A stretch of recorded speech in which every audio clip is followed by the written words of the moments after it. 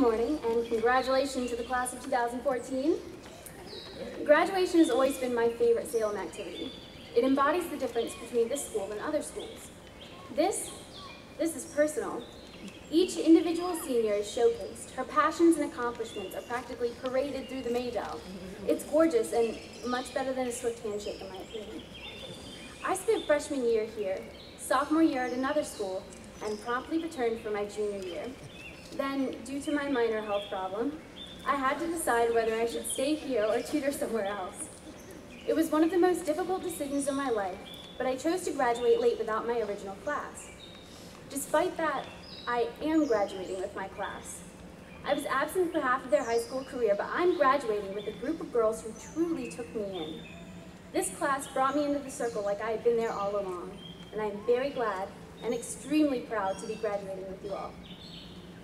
You've taught me so much, like how to eat a cupcake like a lady, and play Twister in a skirt. I learned how to fit an entire season of television shows on Netflix into a single week. You also taught me that warm thoughts and a truck full of Christmas presents can take the sadness out of any chemo treatment. Most importantly, you taught me the true meaning of sisterhood.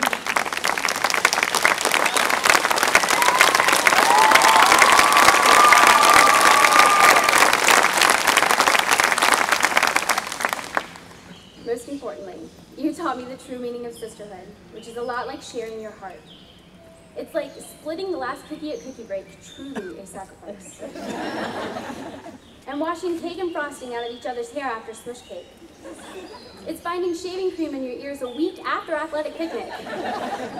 It's the laughter and happiness that was emanating from Bryant Hall last night. The sisterhood that you find here is unparalleled, fulfilling, and truly a blessing. I am so happy to have experienced that with you lovely ladies, and although I know that today is not the end, I'll still be sad to watch you all pile into cars and be on your way. I say that because this school, with all of its comfortable creakings, wooden doors, and windows that never seem to open, is home to a multitude of beautiful, brilliant sisters and their wise mentors. It seems like leaving here would be to leave the comfort of 4 years of love and guidance. I'm afraid that graduation does mean giving up lying on the front lawn and squeezing into the senior lounge. Yet, it does not mean that we have to give up those memories and the bond of sisterhood that goes along with them. Salem is also home to a plethora of guardians. Our teachers, the staff, the faculty, they patrol the halls with advice, wisdom, and instruction. And if you listen hard enough, you can almost hear their years of experience seeping into the air around them like a bubble of knowledge that you wish you could squeeze into. And I can hear them replying, "Be patient. One day your experiences will speak for themselves. Until then, make those experiences happen." Their guidance is priceless, and there are moments that I will never forget. Like that time Mr. Allen stopped class to remind us that if a boy's not a gentleman, he's not worth it.